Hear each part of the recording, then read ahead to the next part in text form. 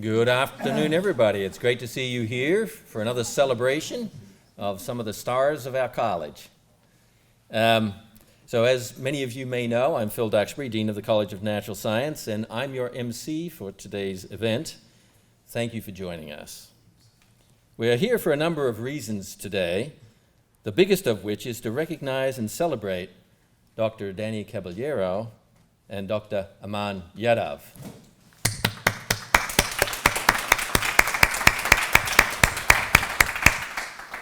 Today they will be inducted as Lappan-Phillips Professors. Danny and Aman, on behalf of the faculty of the College of Natural Science and the College of Education, congratulations on this well-deserved honor. We will be hearing from Aman and Danny about their respective research interests later in the program. At this time, I'd like to acknowledge, though, the reasons that we're able to have these professorships, and that's due to the development of the Connected Math program curriculum, and that is due to Betty Phillips, who is here with us today. I'd like to say thank you, Betty, for all your hard work on the Connected Math program. And there is also Peter Lappan, who is the spouse of Glenda Lappan, who was one of the developers with Betty of the Connected Math program. This has led to a lot of the resources that enable us to do a lot of the education research on this campus in the College of Natural Science, and that'll keep this vital for many years. The Connected Math program has had 3 generations already, 3 editions, and a celebration we have right now is the 4th edition is I'll call it in production. So we're very excited about that too.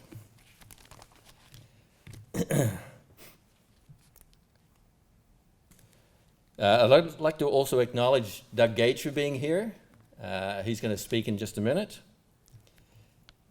I'd like to also say that Betty also recently won a prestigious 2023 National Council of Teachers Mathematics Lifetime Achievement Award.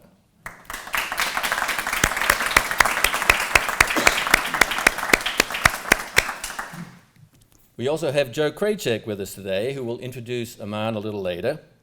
He is also a Lappan-Phillips Professor and the director of the Create for STEM Institute. Joe, it's great to have you here and to have you as part of our collaboration and leadership in education research on this campus.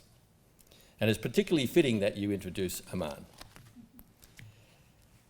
Our inaugural Lappan-Phillips Professor, Melanie Cooper, who is a professor in NatSci in the Department of Chemistry, Create for STEM, and the College of Education's Department of Teacher Education, couldn't be here today, but she sends her congratulations to Aman and to Danny. With that, I'll turn the program over to Doug Gage, Vice President for Research and Innovation at Michigan State, who will make a few remarks. Thank you, Doug. You know, I always say at these events, this is a chance for us to honor our faculty, and we don't do that enough. I think this is, you know, it's recognition of excellence is something that we really need to emphasize, because our faculty are outstanding, and when we have leaders like we're going to honor today, I think it's very gratifying for me, and I'm very, very grateful to have a chance to be here. So we're going to be honoring Aman and Danny today, and really participate in the formal investiture, including a medal, which I think you can wear wherever you like. I'd also like to take the opportunity to thank Betty Phillips and Glenda's husband, Peter, for their generosity in making this a reality. And you know, the impact that this has goes far beyond what you imagine. I think that's one thing that it lives for a long time. It is the faculty members will be promoting the value of this for a significant time beyond today's event. So I think your benefit, the benefit of your gift is really amazing. So endowed professorships in general are a hallmark of a great university, and their permanence, they really ensure excellence going into the future generations. So long after Aman and Danny retire, we'll still have opportunities to, I think, support this effort. So and we are, adversely affected by economic, events, whether, we don't always control them, and yet through ebbs and flows of the economy, these awards still persist, and I think that's a really important thing.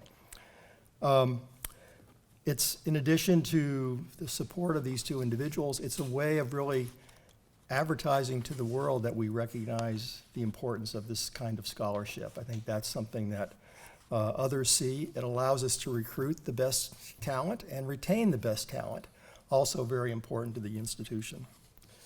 So when people look at MSU, they see something powerful, and they see a sustained commitment to make a difference in our students, faculty, and staff. And today we're going to celebrate adding another layer of stability and excellence to our university as we confer the endowed positions to Professors Caballero and Yadav. Thank you. And I'll now turn it over to Dean Jackson.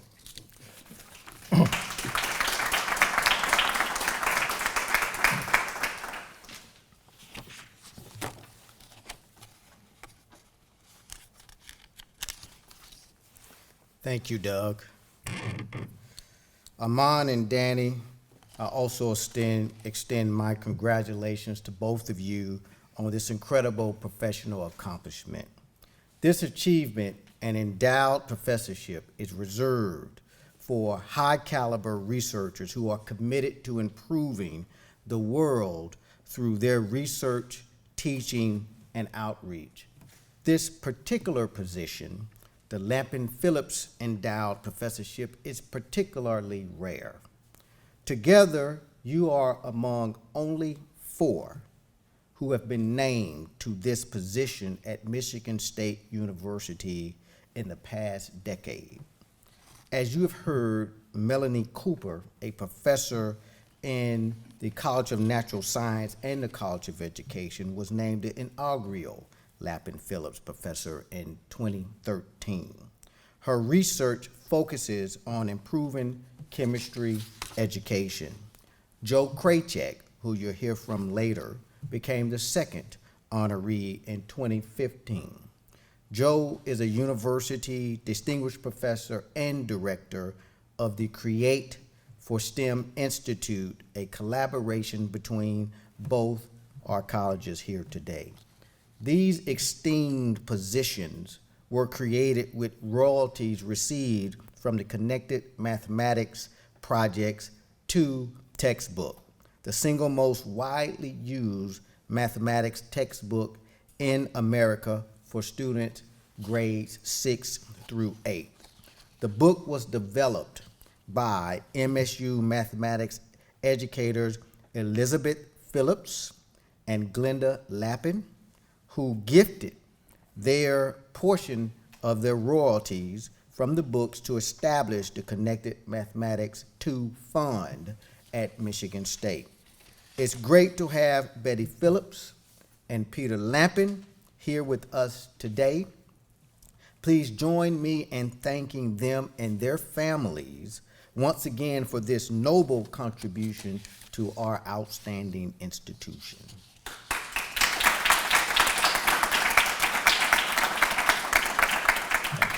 Thank you. This appointment represents a tremendous career milestone for both Aman and Danny.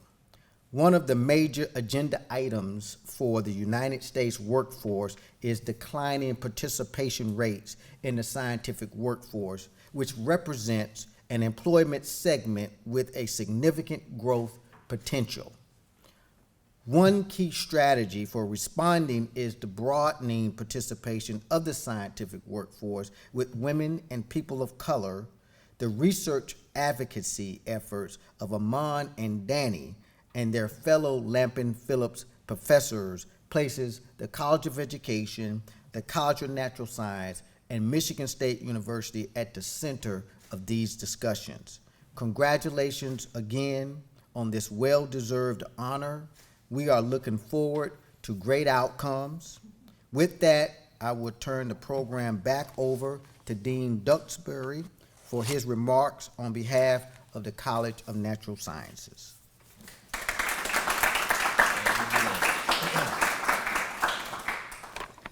Well, it's great to be able to say a few more words about the importance of these endowed positions for the college. As has been said by Doug and by Gerlando, endowed positions are vital. They're becoming more vital. Everybody, major universities, are getting more and more investment in these kind of positions, and we can't compete unless we have them.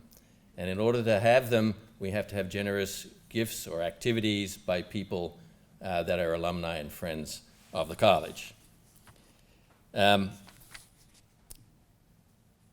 the endowed positions enable us to compete nationally and internationally. Without them, we cannot compete at that level.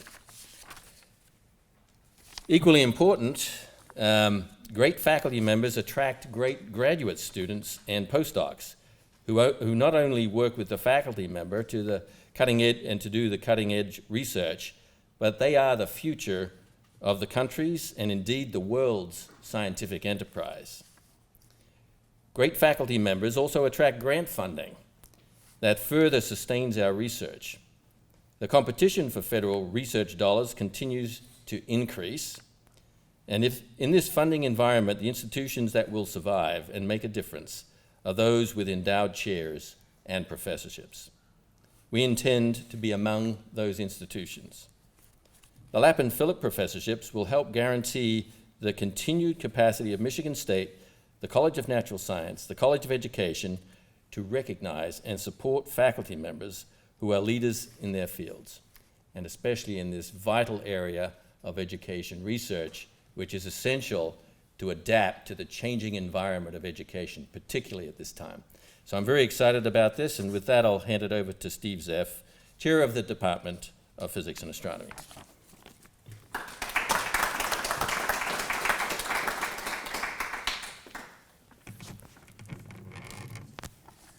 Thank you, Phil, and thanks to all of you for being here today. I was going to comment, I'm not a Lappan-Phillips professor, and I don't work in science or math education, but all three of my kids took connected math, and I'm thankful for an excellent math curriculum that my kids had when they were in middle school. Okay, so as you could tell, pretty much every administrator feels like they have to comment on the value of endowed professorships because it's true. At the heart of universities about people, and endowed professorships allow us to recruit and retain highly talented faculty. Deans say it, chairs say it, we all say it. And we do this in areas that are really of importance to university, state, and country. STEM education is clearly one of those areas, and we're incredibly grateful that, thanks to the generosity of Glenda Lappan and Betty Phillips, we're able to be in the forefront of STEM education. We really are because of these endowed positions. I'll now talk a little bit about introducing Danny Caballero, our first of the Lappan-Phillips professors here.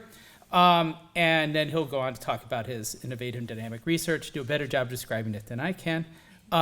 So Danny's from West Texas and received his bachelor's degree in physics from the University of Texas, Austin in 2004. He then went to Georgia Tech, where he got his master's and Ph.D., and his Ph.D. was in 2011. He did a postdoc, University of Colorado, Boulder, and then we successfully recruited him here to Michigan State as assistant professor in 2013. As of this past summer, he's now a full professor in doing work in physics education research. Danny studies student learning in physics and computing classrooms and the conditions and environments that support and inhibit this learning. He leads MSU's physics education research and computing education research laboratories and holds an appointment as a research faculty member at the University of Oslo. Danny conducts research from high school to upper division classes and particularly interested in how students learn through the use of tools such as mathematics and computing. His work employs cognitive and sociocultural theories of learning and aims to blend these perspectives to enhance physics and computational science instruction at all levels. I thought I'd tell one story which really brought home to me the fundamental importance of the work that Danny does. So the story starts one of those beautiful Michigan summer evenings. My wife and I were with our youngest son up north in Sutton's Bay, and we're sitting outside there at Scoops, if you've been there, getting some ice cream to finish off the wonderful day. So there are a lot of other people around. It was a nice day, it's pretty crowded. So a couple about our age asked if they could sit down at the table we were at. We started talking a bit about what part of Michigan we were from, eventually led to us saying we were faculty at MSU. Then they just lit up, telling us how great MSU had been for their son and daughter who graduated a few years ago. It really was a wonder. It was just great to hear them talk about how well their kids are doing and how much MSU had helped them grow and prepare to be successful after graduation. It's sort of a real antidote to some of the other stuff we got in the news lately. But it was just wonderful. It just like it gives you this glow.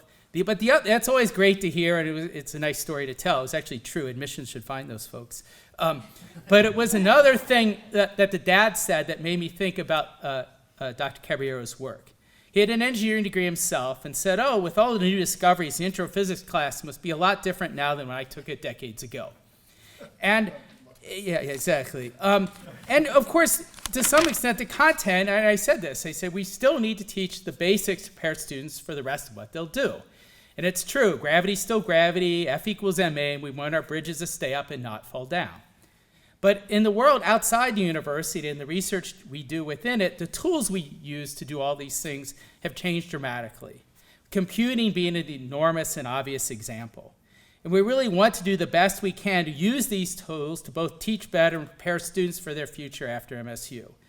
So we're very fortunate to have Dr. Caballero on our faculty be in the forefront of efforts in computing and STEM education, and we are extraordinarily grateful for the Lappan-Phillips Professorship that enables MSU and Dr. Caballero to be leaders in this work. And with that, I'll turn the program over to Danny, who can tell us about all the great things he's doing. Thank you.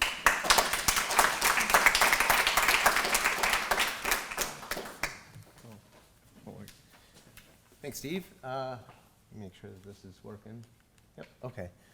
Thanks, folks. Thanks for, I'll stay over here. Thanks for taking the time. Appreciate y'all. I appreciate this is a lot of work to put together. I appreciate the staff and the custodial staff and everybody that helped put this together. And I only have 10-ish minutes, so thank you very much for the support. We will come back and talk about how that support facilitated a lot of things here. So I'm going to start with talking about sort of framing science and how I frame my research, and then we'll talk a little bit about the results, right? So science, I think, is a really nice set of practices and processes and a community that allows us to explain natural phenomena. So here's some pictures here that in physics we can explain with, subatomic particles and electromagnetism and gravitation and these kinds of concepts.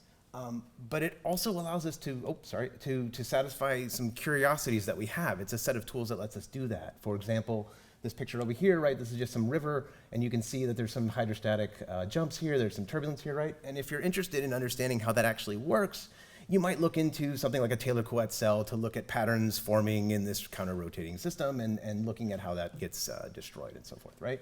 So that's really interesting. I think it can also benefit society. I think we sort of argue this in general, right, that things like computer chips, vaccines, clean water, green energy, sweet guitar pedals, right? These all make things worth, living. They make life safe and comfortable. This is important stuff for us, right? But to frame my research, right, I think of this sort of broadly as well, right? All folks can develop a deep understanding of science. I'm not saying that everyone should, but I think all of people can, and we have to figure out sort of the situations and conditions under which we can do that, right?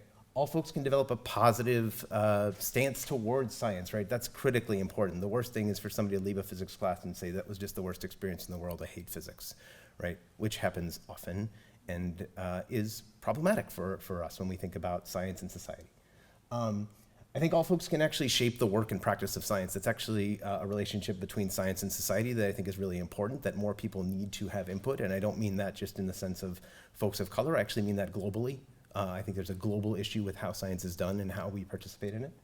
And so when I think about my research, I think about what the groups that I work in do, right? We discover, design, and develop conditions and environments in which all folks who are learning science can thrive, right? That's the goal.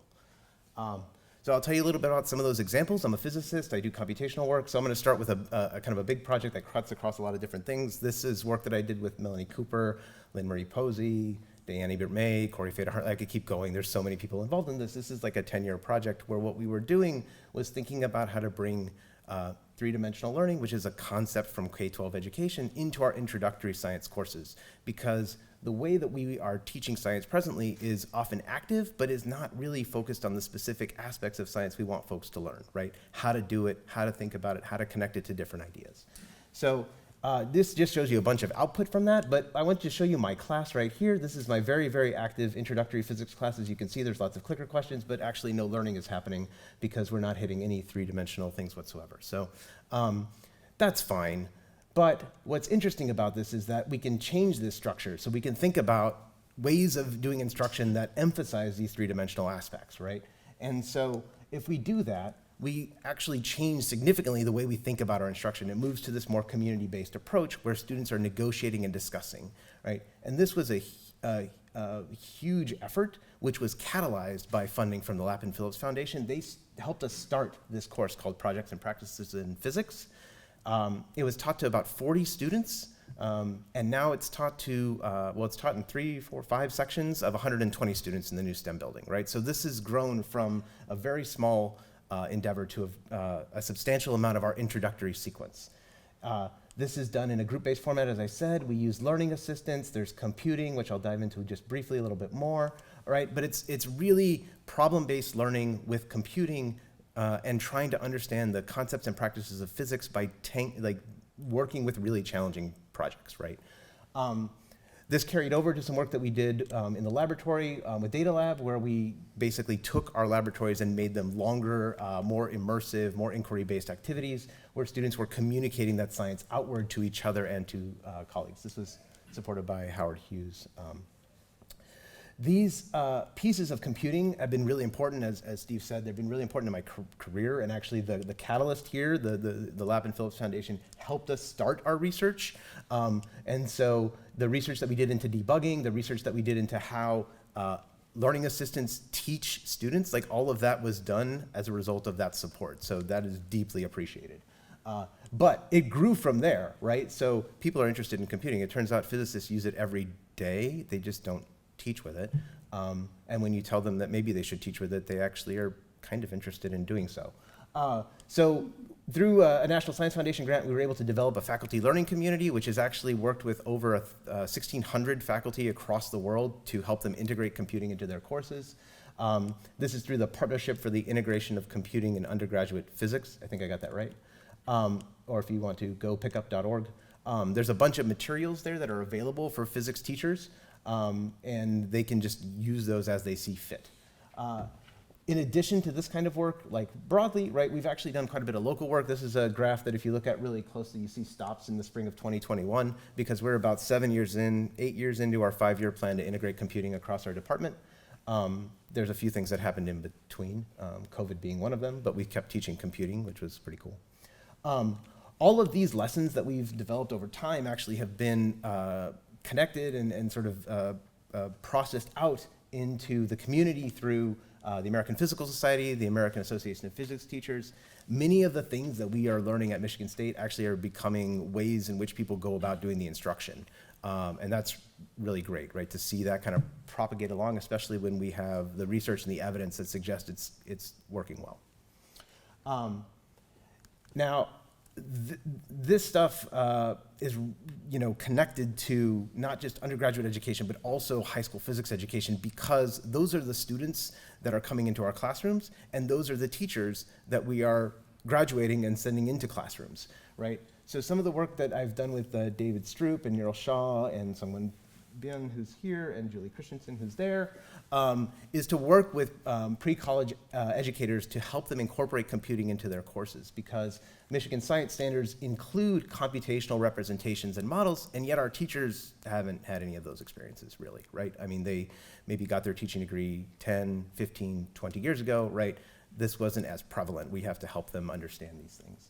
So they actually did a bunch of development on their own of activities that they could share with their classrooms and their students. They used quite a bit of them. What was interesting that was coupled to this was actually some equity work using a tool that Neeraj Shah developed called Equip. It basically quantifies the interactions that folks are having and gives you some categories to understand the nature of those. So what you can start to do is unpack, am I asking the same kinds of questions to the same groups of students, right? We had those conversations with teachers to help them recognize how they might take more appropriate stances with more of their students so that more of their students are getting learning opportunities. So this work is really important because it kind of broadens out who gets to participate in physics and in computation. And in keeping with that, right, one of the things that I've become very interested in is how we do this in a graduate department, in a graduate program, right? We've done a lot of work in the physics department around diversifying our graduate program. What you see over here is a picture of all of the, like a representative picture of the bachelor's graduates in physics that could potentially become physics graduate students. That's showing you what, if you will, diversity looks like at the moment. What you can see here is that the assessments that we often use for admission are biased towards the groups that tend to be in our departments and tend to graduate with PhDs. If you build models to understand what those things actually look like, it turns out that models where you choose a cutoff on that exam privilege students who are male, students who are, have high GPAs, and students who are from large programs. Other folks are not privileged. And so when you are using an admissions process that's metric heavy, you tend to limit the diversity of your pool. In the department, we've actually moved to holistic admissions, which uses a lot of different components to sort of evaluate a graduate application, and it's increased the diversity in our program substantially. This is work that Nick Young, one of my former PhD students, did a ton of, but it's also work that like Remco Zeggers, who's here, thanks for being here, Remco, and Kirsten Tullison also helped on too. So this is a really important thing, I think, broadly to think about. Who are we inviting to be part of our graduate program, and who are we graduating? So I'm going to pause because there's a moment here to take a break and talk about sort of how this is all related, right? I think if there's two main goals that I kind of have for my research. I think more folks can learn science better. I think that's something that we've shown and we can continue to show. But I also think that we need a greater diversity across all of science. And I think that as an input actually results in a society that's more representative of, a science that is more representative of and more responsive to society, because if there's a scientist in everybody's family, you have a connection now to science, right? Like, that's great. But it also, I think, results in a society that deeply values and strongly supports science, right? We complain about science funding. We complain about all of these things. Well, it's our problem, frankly, right? And these are mutually enhancing in some sense. I think the more that folks learn that science and the more folks who get to participate, the more connected science is to society and the more responsive we actually can be. So, with that, I will give you a sense of where we're going next because I have 10 minutes and I would rather Aman be between you and the reception rather than me. So as Steve said, computing is, I think, really, really important to our endeavors here. I think we are a place that is well positioned to actually shape the nature of computing education going forward. This is just a graph here to show you, or not a graph, sorry, a cartoon to show you a theory that we are working on in the physics program around computational literacy, so treating the use of computation not necessarily as a practice or a set of tools, but rather something that one can become literate in, which intersects with social literacy and computational literacy and physics literacy. I think we also, this is inspired a little bit by Mark Guzdial, who came to visit us 2 days ago. I think we need to think about computing for things. Computing for justice is the thing that I think is really critical here when we look at bias and algorithmic bias and models that give predictions that are problematic, that people make decisions with. We want our students to tangle with those issues and to come out on the other side informed and understanding what they're getting into. And all of this, I think, is potentially could occur in 201 and 202, where we do a lot of this stuff. Okay, very briefly, this is all because these systems are interconnected, right? So here is, if you will, a bad metaphor of a pipeline of folks going through an educational system, going into STEM jobs and coming back out of it. But if I only work here and I only care about that, then I'm missing a huge amount of the puzzle, right? I'm missing a huge amount of what the science pipeline actually looks like. And so we need more conversations, more collaborative projects across these systems to understand what's going on. And lastly, I'll just mention generative AI. I'm teaching Physics 415, which is mathematical models for physicists. And there are tools that can help us now really understand situations that we don't yet understand. Here's me asking it to come up with a problem for me for class because I was lazy. And it did this very quickly and I used it, right? But this can enhance the way, potentially, how students engage with material by asking and prompting in certain kinds of ways. And I want to actually credit Stephen Thomas for this because his physics colloquium inspired a lot of thinking around this. But I also think it can disenfranchise folks because the amount of technology that's available to people, how those internet connections work, but also how they use it can disenfranchise them. They could be self-disenfranchising their learning by using it in ways. And so I think there's an enormous amount of interesting research that we can do here. So with that, I will say thank you to everybody. Thank you all for being here. Thank you to the College of Outside. Thank you to the College of Engineering, the College of Education, and my departments. But in particular, thank you to Jamie, my partner, who can't be here because she's sleeping because she has a shift tonight, and our kids who are at school. So, thanks, folks.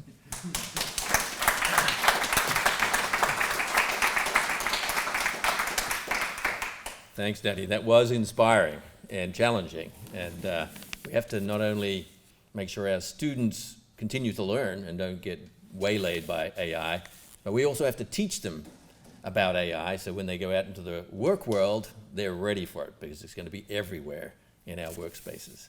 With that, I'd like to hand the floor over to Joe Krajcek, who will introduce Aman.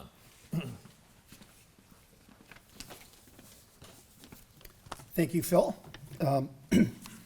So good afternoon. As Phil said, I'm Joe Krajcek. I'm the director for Create for STEM, and I'm very honored as a previous Lappan-Phillips recipient to introduce Aman Yadav to the Lappan-Phillips Professorship in Computer Education in the College of Education and the College of Natural Science here at Michigan State University. I also want to thank Danny because this is also a big honor for Danny as well. And I want to give my thanks to both Betty and the Lapham family for their generous contributions that allow this all to happen. It's very important.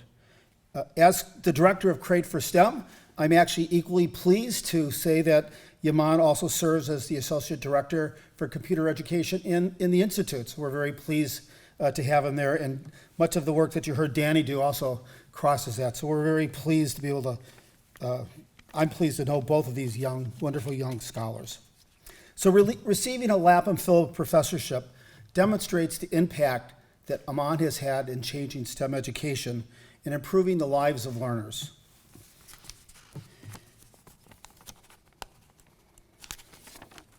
Aman has a rich background in research, evaluation, and teacher professional development. His research and teaching focuses on providing students experiences so that they can really understand computer science as well as engineering. He also does a lot of work, has several projects actually, in teacher education where he provides professional development for teachers, helping them understand various computational tools and practices so they can support disciplinary teaching. He recently co-edited a book called Computational Thinking in Education, A Pedagogical Perspective. And this book is, in some respects, is very critical today. As you heard Danny say, computational thinking is a really important scientific practice. But in fact, we all grew up, I grew up at least, it wasn't around, right? It's an important idea that we learned as we became scientists, but it's not out in the field. And Aman's book offers potential support for teachers so they can actually understand computational thinking and coding and subject matter in relevant ways so they can really impact classrooms. So supporting computational thinking is just vital in this era, and I'm glad that Aman is tackling that. Aman actually just recently got a new grant from NSF as well, tackling another very important problem that you just heard Phil talk about, and that's artificial intelligence. There's all sorts of ideas that circulate about what is artificial intelligence. Is it going to be harmful to us? Is it going to do this, right? And so we really need to prepare our teachers and our children really to understand what artificial intelligence is, and I'm really pleased that Aman was able to receive this award, this grant from NSF, to really help teachers understand what AI is. Now, in addition to all working with teachers all the time, and I know he travels a lot, he somehow also finds time to publish. So Aman has a very strong publication record, published in some of the most top-notch journals out there in education and computing.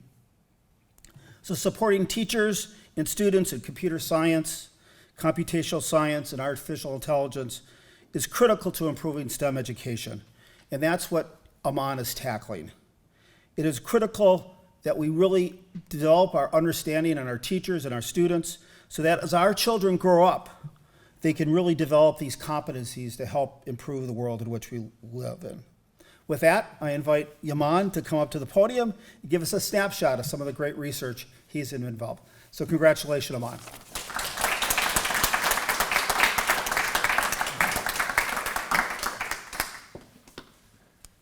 Well, Thanks everybody for being here. This is a computing education talk, and I love telling dad jokes. Do you know where I get my dad jokes from? Any guesses? I have a database. So I'm going to touch up on a few of the projects I've been working on supporting elementary, middle school, and high school teachers to integrate computational thinking into their core instruction. Just to give you a little bit of background, back in 2008, NSF started the CS10K project. So their goal was to train 10,000 teachers to teach rigorous computer science in 10,000 schools, right? And that effort eventually evolved into CS for All. So the goal here for these two, CS10K to CS for All, was to train new teachers in teaching computer science, right? As a result, for example, in Michigan, to train teachers, they got rid of endorsement programs for teachers to teach computer science. They go to 1 week PD and they teach computer science, right? And so this summer we had a high school CS teacher or English teacher who said I was bullied into teaching computer science because my school wanted to offer computer science and I was not on load to teach, right? So that's the state of affairs of teaching computer science, at least in Michigan, right? So how do we create these professional development opportunities for teachers so they can offer those rigorous computer science opportunities? We have to do educational research on what kinds of knowledge do teachers need to offer rigorous computer science. And so there are two main high school computer science teacher courses. One is called Exploring Computer Science and one is called CS Principles. So CS Principles is an advanced placement course. So after 15 years, where are we at, right? So after 15 years and millions of dollars of investment, about 56% of US high schools offer computer science now, but only 5.6% of high school students in 36 states are enrolled in those high school computer science courses. So not enough students are there. And in terms of gender disparity, only 32% of the students that are taking computer science in the US are young women, right? And disparities for our Black and brown students are even worse. So in Michigan, AP pass rates overall is about 78%. For Black students, it's 48%, right? So disparities continue to exist. And then we have headlines like this: is it the end of computer programming and we know it, right? And I feel fine, right? This is all about generative AI. So how should we be thinking about teaching computer science in the context of generative AI and tools like ChatGPT? So computational thinking, what is it? Right? It's an approach that involves exposing students to computing principles and tools in the context of subject matter they're learning. Right? So that's the goal. And our North Star is, I think I missed a slide. Our North Star is that we want CT to support what teachers are already doing in the classroom, right? So at the elementary level, support math and science instruction. So within this, we have three broad goals. So how do we provide experiences to students so they learn computing concepts and are confident to pursue computing? What kind of knowledge do teachers need so they can offer those learning experiences to students? And then finally, what kind of experiences do teachers need so they can develop that knowledge?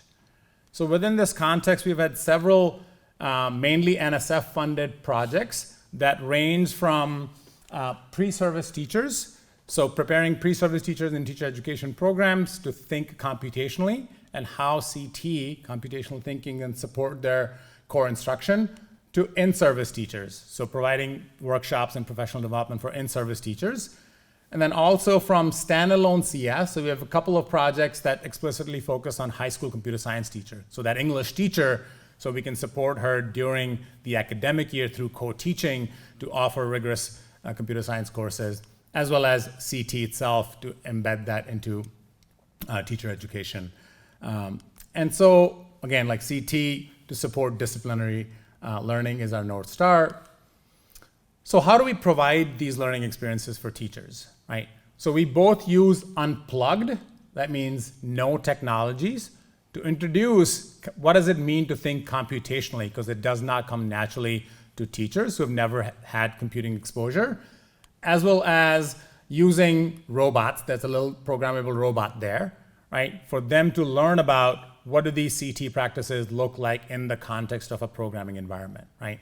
What's interesting here is even though there's a robot, that both of these groups of teachers are programming each other. They're humans. because they're afraid to break this little thing, right? And they're testing their algorithm as they're moving this through the maze, right?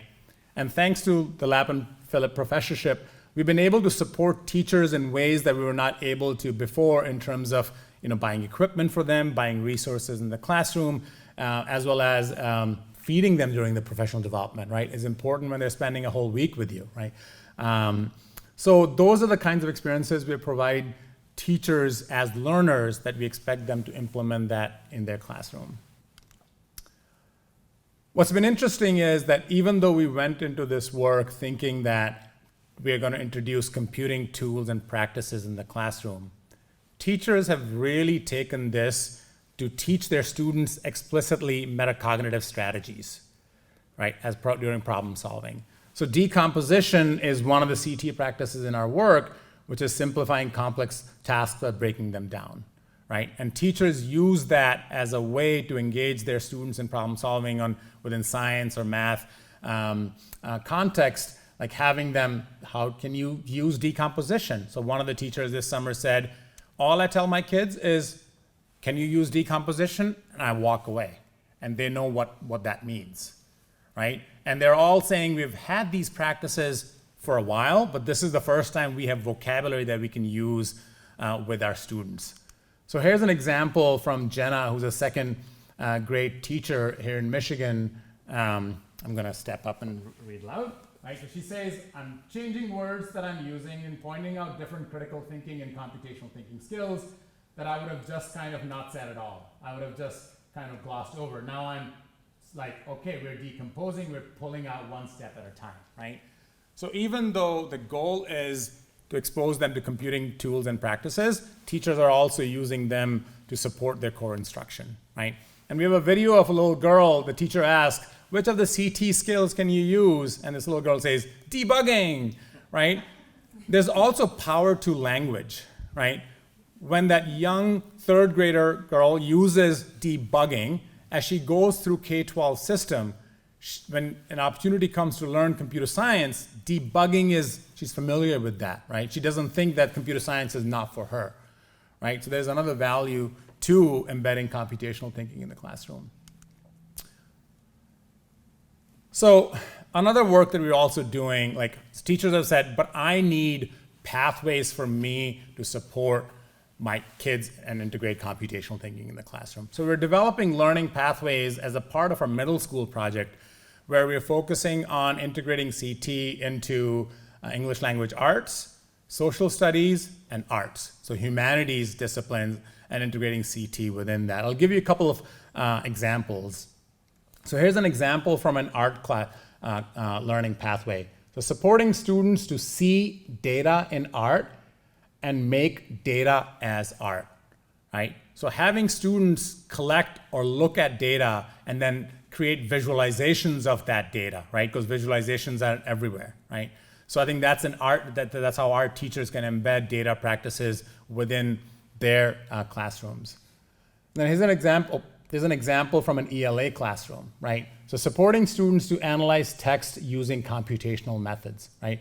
Here's an example from my colleague Tom Lynch from New York, who has this website called Plotting Plots, where you can look at different books and throw in words and see what's the relationship between two words. So this is Romeo and Juliet between love and death. Clearly there's a relationship between love and death as the book goes on, right? And then there's another example of students analyzing words and headlines about women across the globe, right? And how gendered those headlines tend to be, right? So again, like using data practices within an ELA classroom or English language art classroom, right? So there's lots of opportunities to embed CT practices within all K-12 subjects, right? Not just your traditional STEM subjects. So, but where are we going, right? Earlier I mentioned this, right? So how should we be thinking about not just teaching computer programming or coding or computer science, but teaching and learning in general within the context of generative AI tools? So this summer with my graduate students, Andrew Hu and Nick Schwartz, who's in CMSE, we led a workshop for about 20 teacher education faculty from City University of New York on how they should be thinking about generative AI within their teacher education courses, right? So how do we prepare future teachers to teach about AI, as Phil said, teach with AI, but also teach against AI, right? So we want to prepare them to understand those biases that, a computing for justice thing that Danny mentioned, right? So about, with, and against AI, right? So this led us to apply for a rapid grant, and so with my colleague Michael Lachney, so we got a rapid one-year project to embed generative AI tools and this framework of about, with, and against within the teacher education program here at MSU. So this is a project that I'm supposed to be on sabbatical this year, but we'll be doing this work over the upcoming year. And then next, we also, one of the things that teachers have constantly been asking is, but I want to see what does CT look like in practice, right? So 20 or so years ago, my dissertation focused on using video cases, so exemplary video of practices in the classroom to teach literacy instruction. So after 20 years, we got a grant funded on using video cases for computational thinking. So lesson is don't give up in your dissertation, friends. Right? So we'll be doing this work during the next 4 years. So it's a 4-year project focused on using videos to support CT integration in the classroom. Thank you.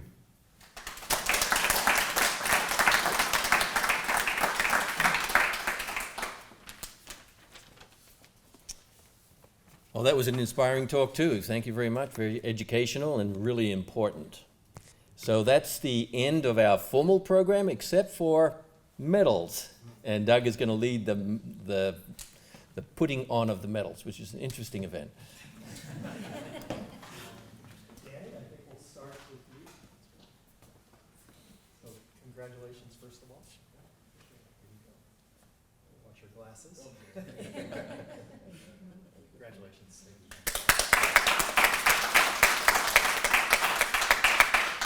Aman? So there's not a real tall person here. That's usually a problem for me when you have a 7-footer or something. There you go. Thank you very much. Congratulations. Yeah, great work.